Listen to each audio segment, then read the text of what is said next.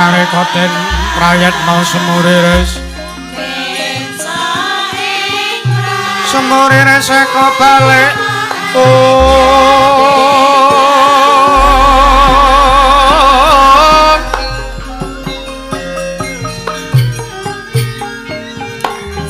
Titiane kancayane Trisunya Purnama sasi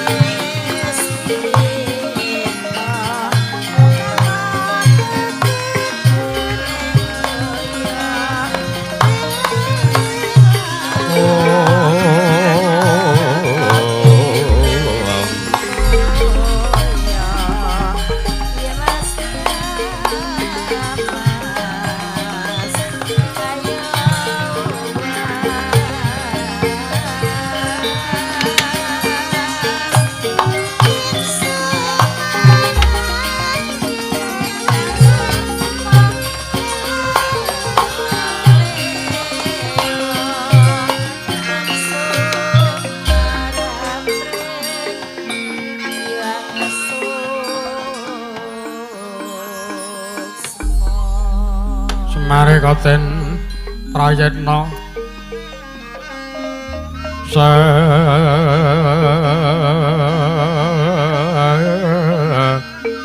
semuriris eka balik Titiane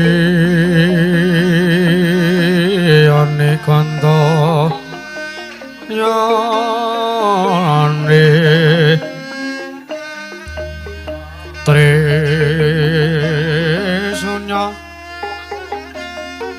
Purnama sasi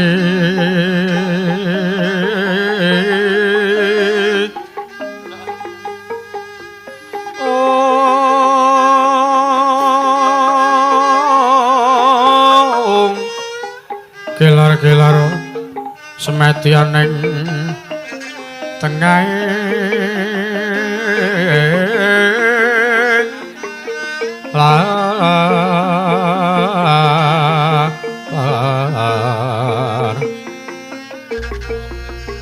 Milek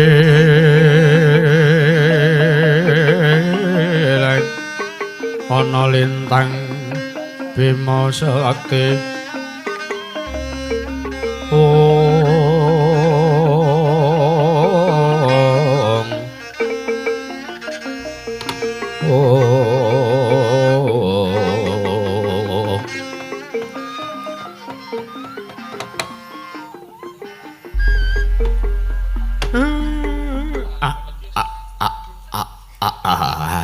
Mbel kekek sak dulita emel nuwun amit pasang Kalimantabe tinebena saking siku dedaning Bathara Bukulun kepareng kula ngaturaken sembah bekti kula kunjuk Bukulun Mas Trama Sidam sikaring bawana langgeng Ismaya iya Manikmaya jeneng kita ingkang prapta ning kayiwanganing ngondarandir bawana ana ngarsa panjenengan ulun kita ngaturake bekti kelawan panjenengan ulun tampa mbaya liwat pangestu ulun tampanana Ismaya nggih sampun sanget anggen kawula mundi Ulun Ismaya wonten timbalan jeneng kita duweni pasemon kang kaya mangkono kuwi. Ateges jeneng kita durung bisa nampa kelawan apa ingkang kita sandang jalaran. Jeneng kita duweni gegayuhan, kamangka gegayuhan kita kuwi luhur. Gegayuhan kita kuwi becik tumraping para titah sak Madyapada. Ora mung sak kawula ing Karang Kadempel nanging gegayuhan kita kuwi yen to kelakon bakal nemahi ana ngarsane para titah sak Madyapada Ismaya. Nanging kena ngapa? Ana lakon kang kaya mangkene jeneng kita mboya mungkasi perkara iki dhewe nanging malah sowan ana ing kayiwangan Ngondarandir Bawana. Sangka pun cuntel pikire Semar Badranaya. Ngantos duna dungkap panggen kula matur wonten ngarsa paduka Bu Kulun. Kula niki tesis ngrumaosi kula niki titahing Gusti. Kula niki titah. Kula ngrumangsani nek kula niki mung getibal 17 sareng enten lelakon kaya ngene kula niki getun. Apa to kang dadi sababe wondene kita getun Ismaya? Getun.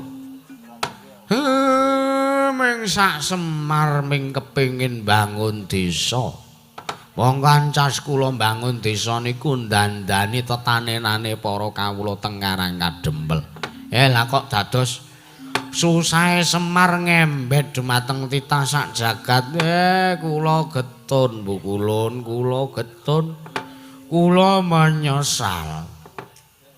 Ning nggih pripun sing jeneng wong getun niku tiba mburi. Ismaya wonten timbalan.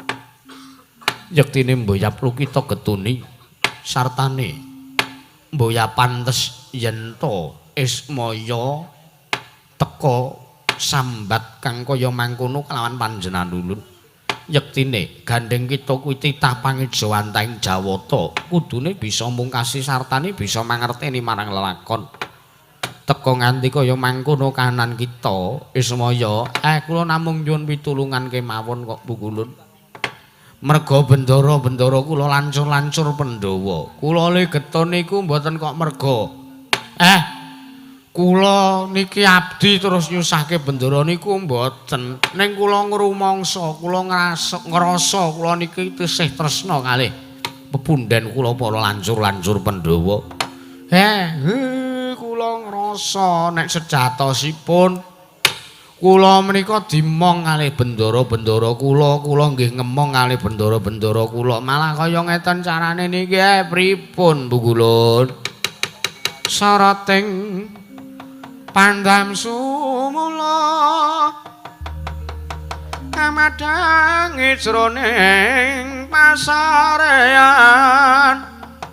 ngenani wadana lir katon kang remu-remu kalingan ngangrangan sang jiwamana ingkang sumungkam kuling sang kakung mangrempa babuk eman-eman piraten te branta ayawa sungkawa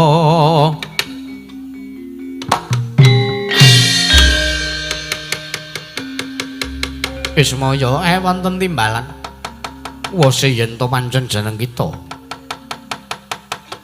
ndahar sartane mundi kang dawuh ulun jeneng kita ulun dawuh supaya wektu dina iki mudhun ning negara Ngamarta. Liripun kados pundi? Merga kabeh iki mboya luput kita nanging lupute para Pandhawa ingkang wis kalimput. Merga sangka wis mukti ngawibawa Nyakrawati Mbah Dendra wekasan lali kelawan lelabuhan kita marang para Pandhawa. Lajeng kersanipun kados pundi? Najan to kepiye wae. Najan to Pandhawa nedeng lali marata diage emutna. Nanging yektine wasana ingkang ngemutake kelawan para Pandhawa ya kuwi nata ing Madyantara Sang Prabu Gendraswalapati. Prabu Gendraswalapati niku sekawit ajeng boyong Semar ning boten kelakon. Yektine pancen kudu kaya mangkono lelakone Semar Ismaya. Kula nutus jeneng kita supayane mudhun ning Rajanegara Ngamarta nanging aja kanthi wujud Ismaya ya aja kanthi wujud Semar. Nanging jeneng kita ulun dandani cara satra ingkang mengko bakal mbrasta Prabu Gendroswara Pati Nalendra ing Madyantara Ismaya. Kula namung sendika ndherek Bu Kulun.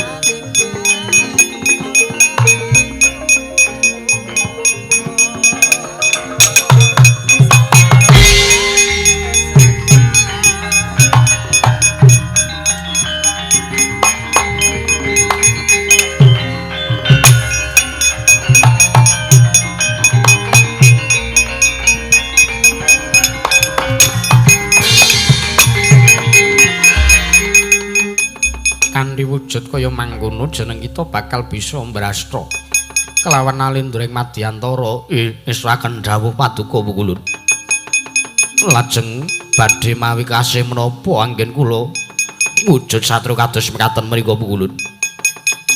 Jeneng kita ulun maringi pusaka asma sawetara kinarya ngundurake kamurkane Prabu Gendroswara Pati.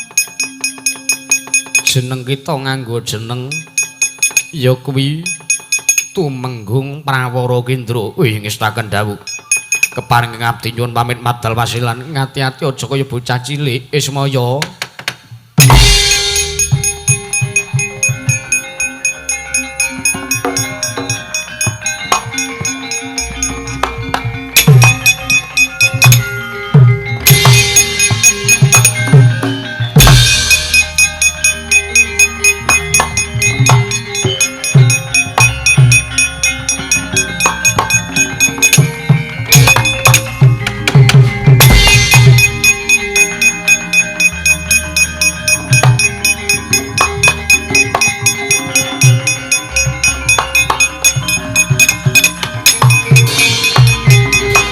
Mangkahang rasa sumbar mawa lindhu bumi kuncing kumaludha kuntar katokla membak panjokanku mambang jroning aku bakal mudhun ning negara Ngamarta. Aku ngrasa kok yen to bakal ana trontong-trontong ing pepadang kalan apa kang ndak gayu ya Prabu Puntadewa, Raden Werkudara, Raden Janaka Nekula Sedewa. Yen to sajak kowe lali kelawan aku tak elingke.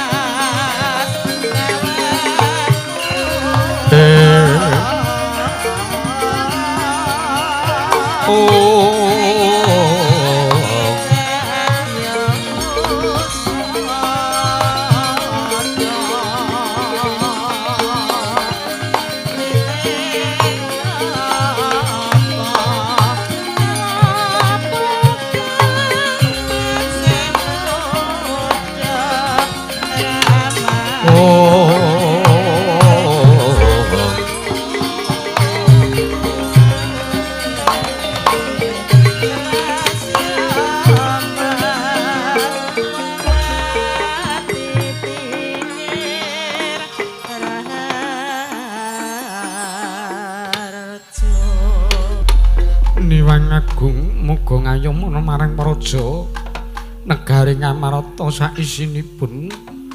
Koko Prabu sewu-sewu kalepatanipun inggih arayipun Puntadewa tadah wadana.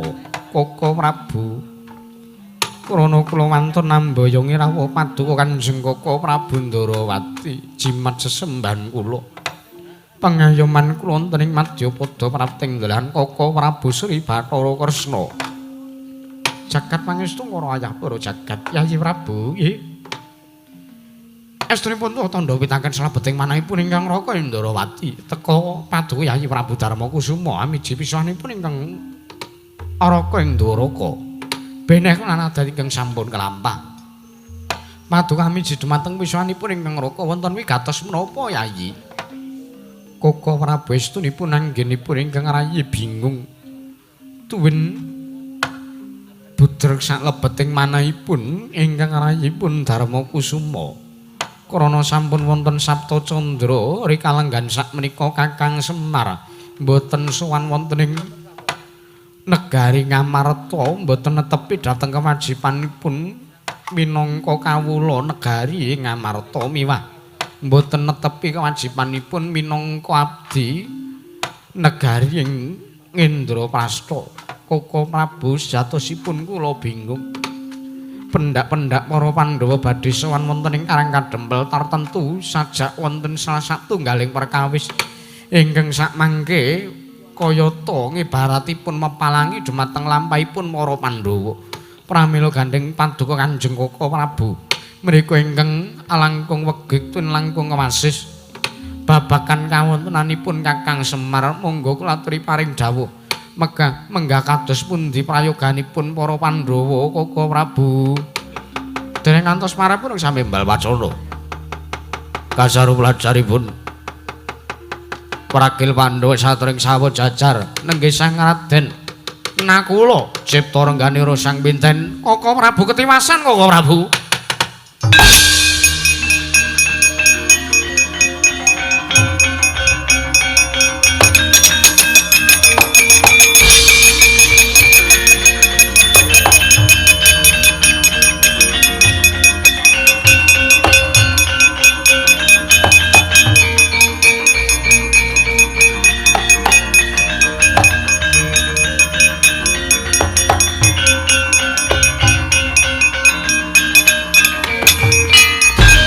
Sedewa mlajar napa Yayi?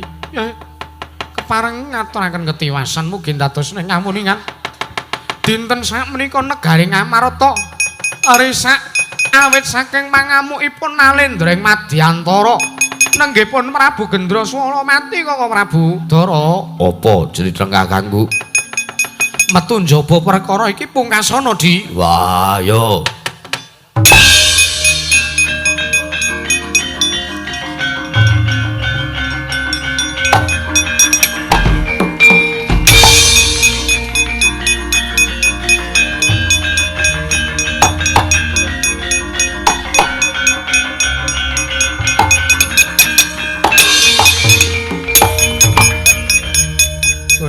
Kanjeng langit kelap-kelap katon lir kenjang alis risang maweh gandrung. Yayi Prabu wonten dawuh Koko Prabu prayoganipun ingkang Raka nyuwun pamit sumusul dumateng pun kadang kula panenggak. Inggih Koko Prabu. Sing ngakon ki ya sapa?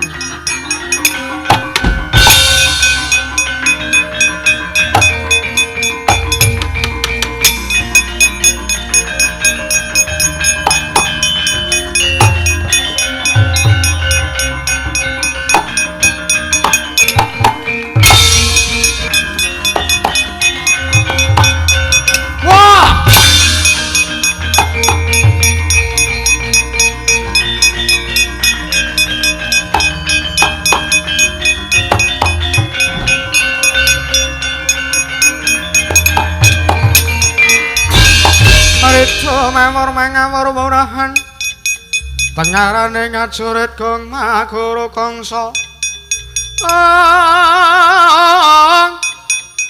gong maguru kongso tata kadya botala mur pansriting turangga estira kata ingkang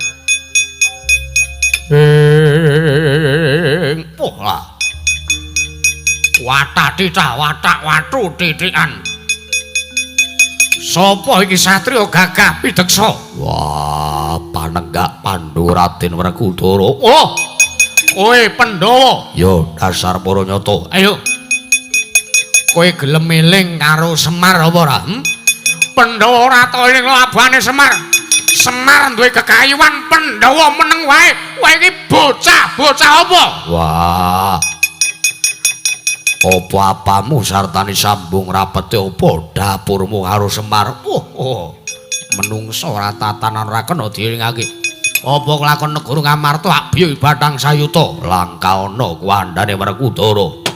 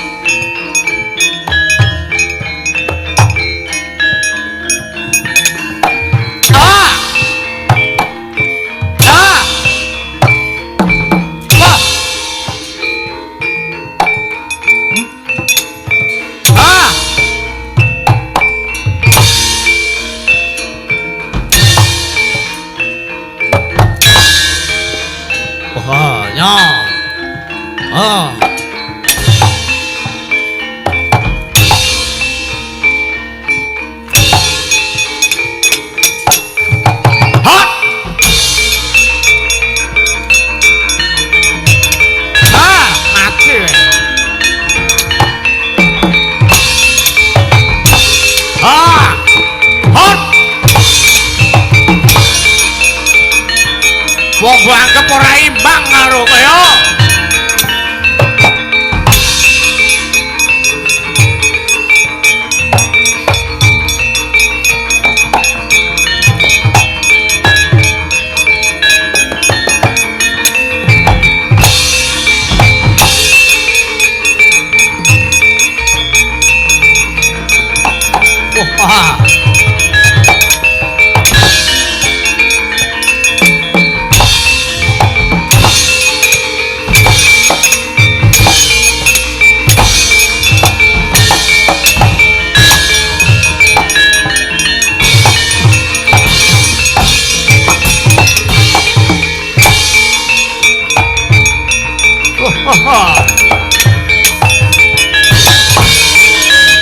aja mbanggep aku kalah karo kowe Werkudara giget siung mengapit mati kowe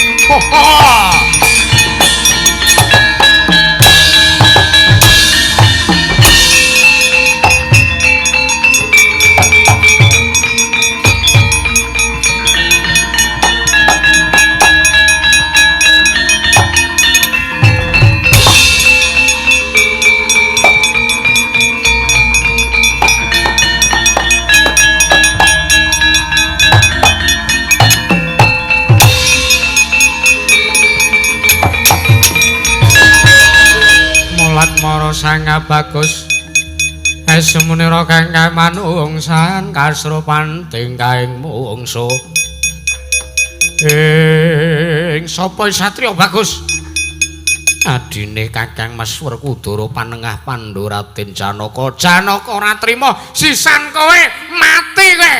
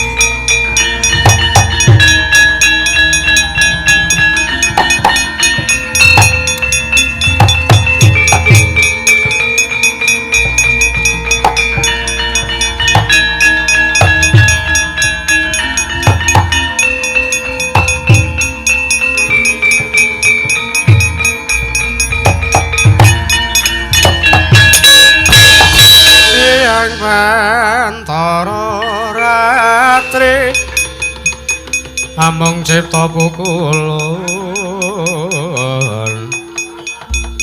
tanana liyan kaeksi mila katur kang sundramane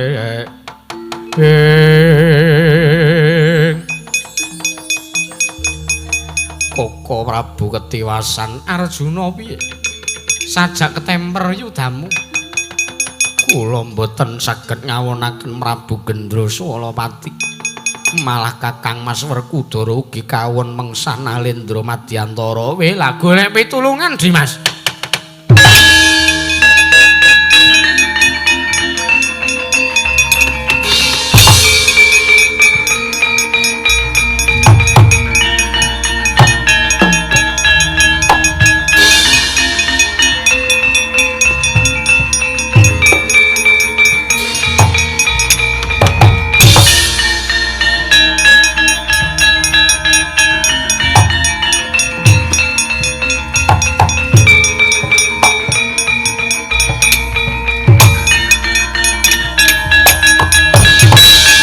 Wong Amarta jiring getih Diwati.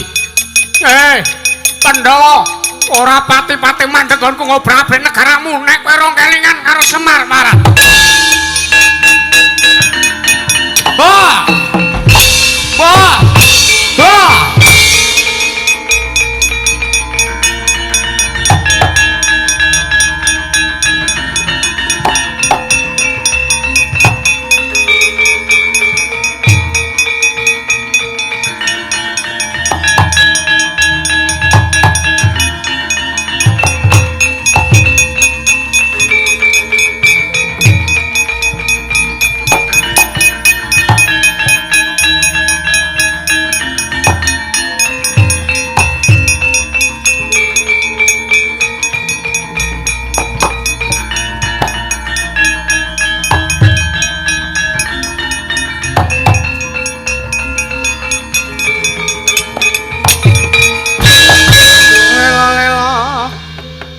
Nali saya kadriyadri asmara marang risang katirate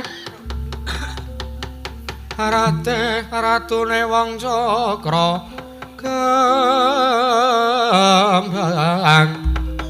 kembang jaya kusuma asih mring kawula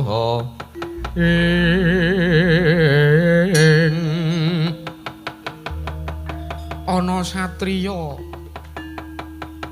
ngendhek lawan lakuku sapa kowe nuwun sewu menika wonten Nalendra amit sewu ireng cemani mboten mangling menika Nalendra Ndrawati sinuwun Prabu Sri Bathara Kresna wis ngerti karo aku sampun yen to karo aku ngerti apa ora iya kula mangertos sing ngandika menika Raden Arjuna panengah Pandhawa.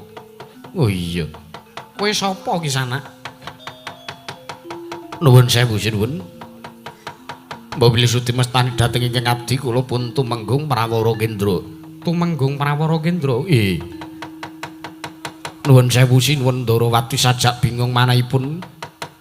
Aku bingung mergo negara Ngamarta dibedah dening sawijining nalindra.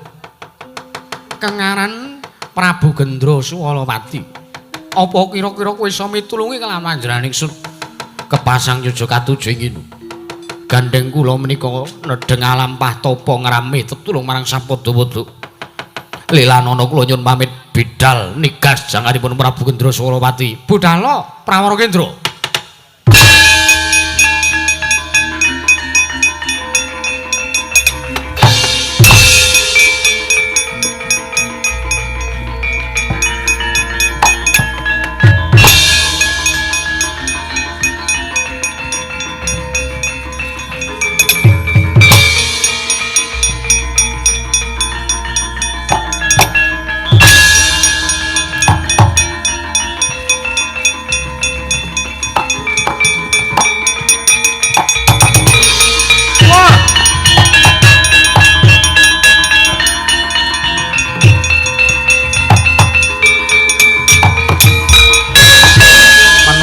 Tatanan sapa kowe?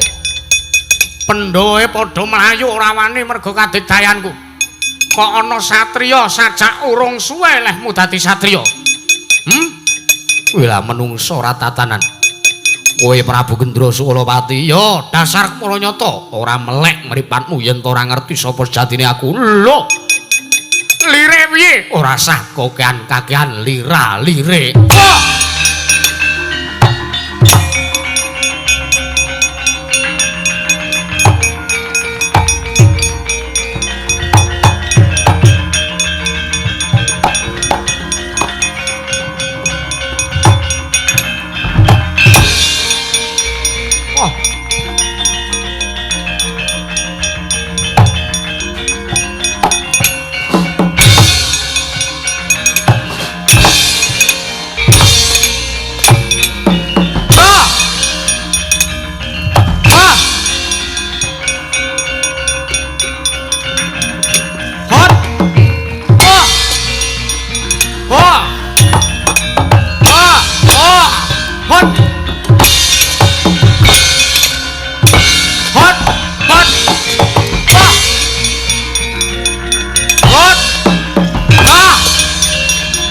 Sambato marang. Waduh. Wah! Wah! Wah! Waduh. Sinandak mestakaning Sang Prabu Gendra Suwalawati dening Sang Tumenggung Prawara Kendra. Nalika semanten Badar jatining wujud sami sakala Badar Lurah Nayantaka miwasang Hyang Bathari Sri. Wah! Woi!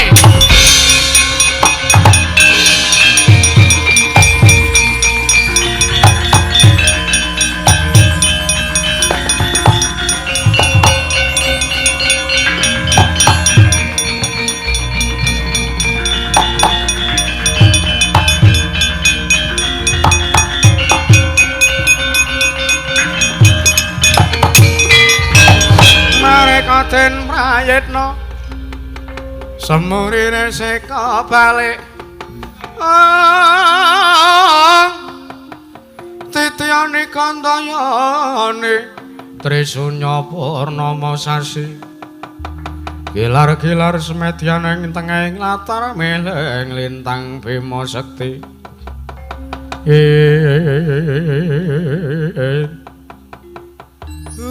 alah Sri Manyul inggih Kyai Nayantaka ayo dadak dadi ratu barang bot-botipun nodi kalian ketrimanipun Kyai Semar anggen kula nilar padukuan Karang Kadempel rapopo sisan kelakon lehku duwe gegayuhan kelakon lehku mbangun desa kelakon leh kowe bali lenggah eneng padukan Karang Kadempel ngayomi kawula sak praja negara Ngamarta.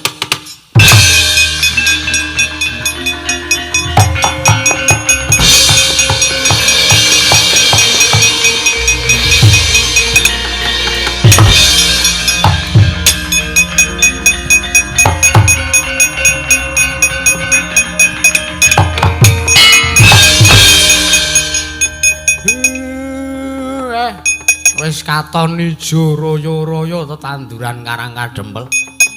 Wis ora ana sing dikuwatirke meneh. Ming aku njaluk lho, Sri.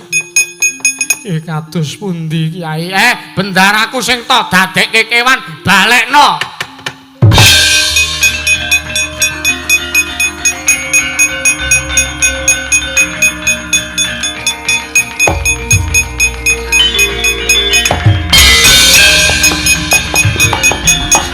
Wah!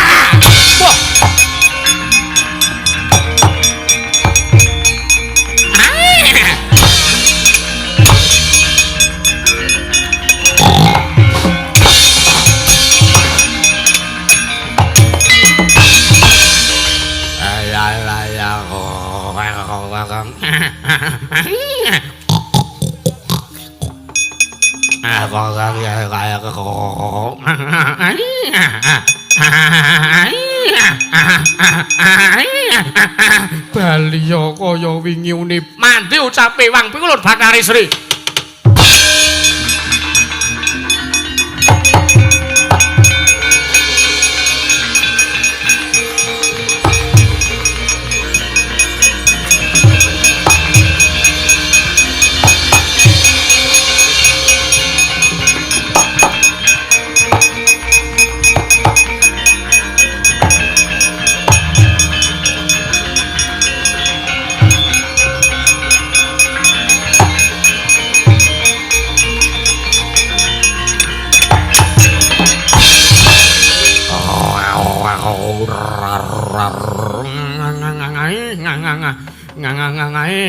Ngok.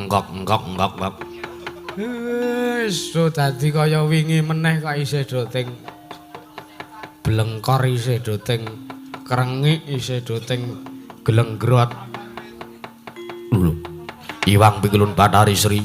Iya, Gatotkaca. Weh, Mbak Sri. Bajek ora nagih utangku, Mbak. Piye, Mbah? Dimas Antasena nek diutang iki dirampungi. Wah. Leh ku nyambut gawe rong cair, Dik. Piye ya? Arak ming 600. Heeh, jane ming 600. Bayaran sewengi lunas lho, Mbah Sri. Iya, Antasena ora dadi ngopo? Iya. Ya mung janji kowe ora nyaur sing dadi piutangmu. Piye? Pendapamu kae tak mbrukke.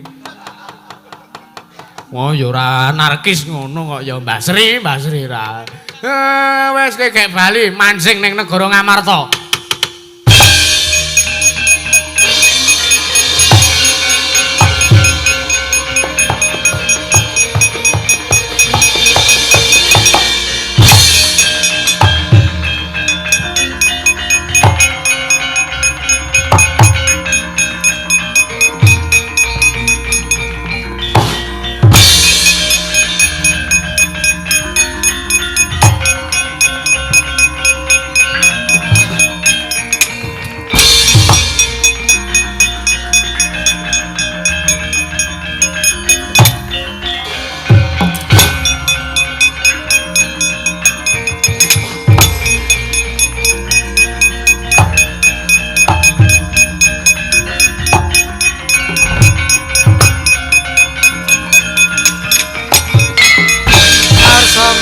Dange jagat tuk mungop-mungop paning sapucahing wukir marabang semirat keneng sarating sarya mega lan gunung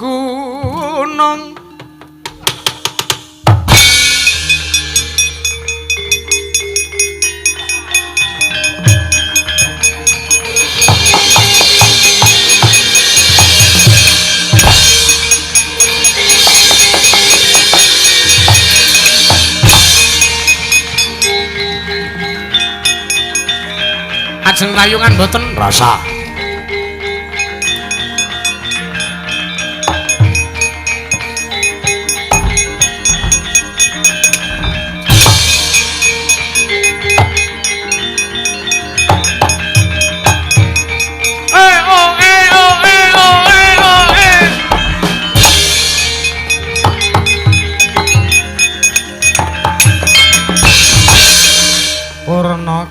wigatining carita jeneng Sela Wadar kalen sesondheran apurenta wonten lepat kawula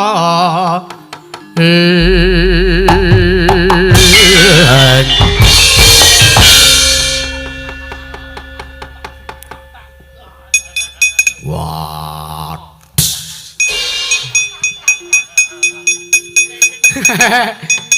wong ki kulinane dhewe-dhewe kok Ndara. Yo Semar nggih. Semar, pripun? Kowe iso ngene apa ora? Pripun Ndara?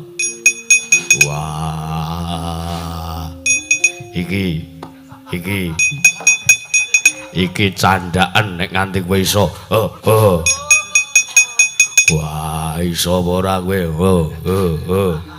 Iki kukuku iki ora iso canda. Sampean iki kok ya aneh-aneh.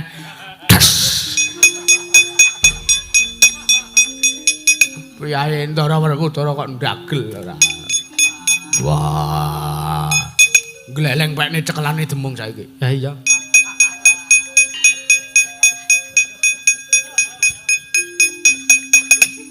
Pripun wae carane? Apa? Sing niki mboten iso candhak niki, Pak.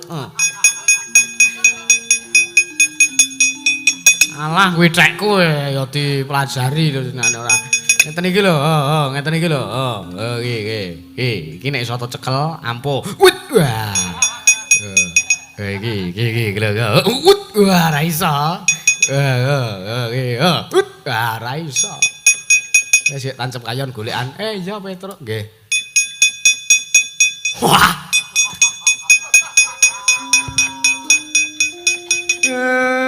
Goleke diabetes Petro. Diabetes piye, Pak? Tangane putung. Lah grajine gragas. Nganggo golek sing ngudut kae lho, Mir. Ora usah. Piye iki nek kaya ngene iki?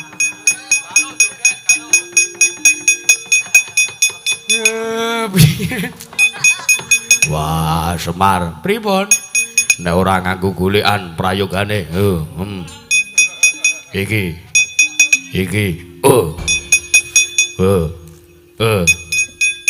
Werkudara iki kok ya aneh-aneh. Mriki sinuwun Puntadewa. Sinuwun Puntadewa ke ya. Piyayi ndemenake. Iya Kakang Semar nggih. Piye mau carane Werkudara?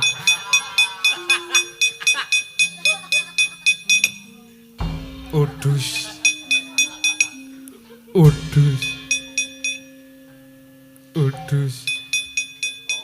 Piyayi nggo dolanan Ndara Werkudara kuwi jenengane. Aus rawuh Petruk entuk bahan dagelan.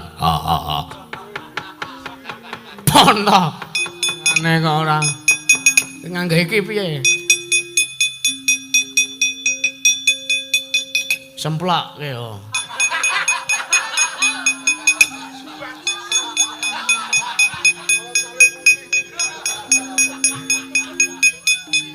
Coba.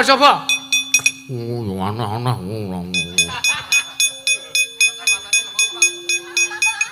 Lehku ngene rung rampung. Ngapa yaene kono?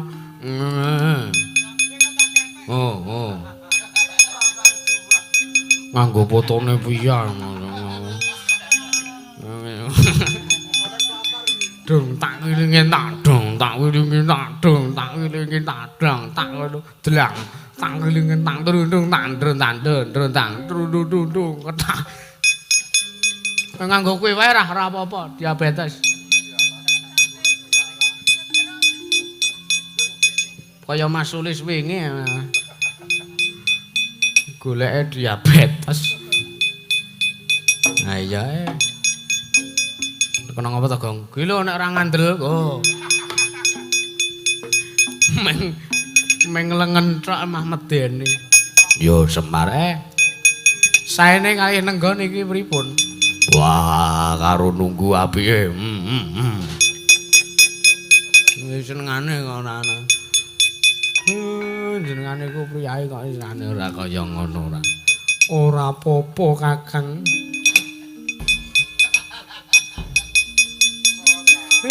Senengane kok. Sekedap nembe dilem. Tenan lho mir sing ngelem tenan lho. Engko setengah jogetke pritril. Sing ayem lho le.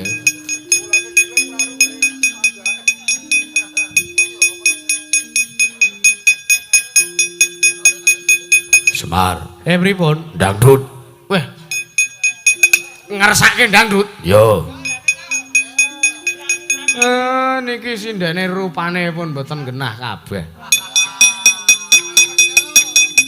Wah, Pargiyo. Pargo kok Pargiyo ora.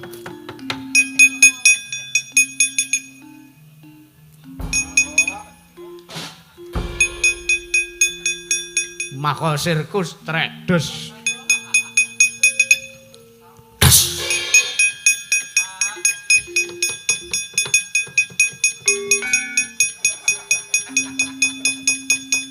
Ndang to truk anu reng ling ngerem ki reng, anu ngelem ki reng. Sabar kaya ora.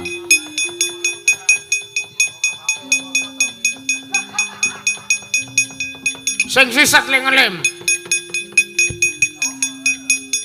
Oh ampun pun. Dilengah pun kok bonange diungelke. Saderenge kula tak matur nggih sinuwun. Sedaya lepatipun ingkang abdi pun Semar Badranaya nyuwun pangapunten. Iya. Kakang Semar iya Kakang. Ampun gumujeng. Sampeyan kelingan jiro-jilu lho. Jiro. Matur nuwun sedaya lepat kula pangapunten. Iwang Sri Sadana sampun lenggah wonten ing negari Ngamarta. Pun bar niki panene sedaya melimpah ruah ndara. Iya Kakang Semar. Amin, Mir. Kula nyuwun pangapunten sedaya kelepatan kula nggih sinuwun. Iya Petra ora dadi ngopo. Nyuwun pangapunten sedaya kelepatan kula sanak-anak kula niki.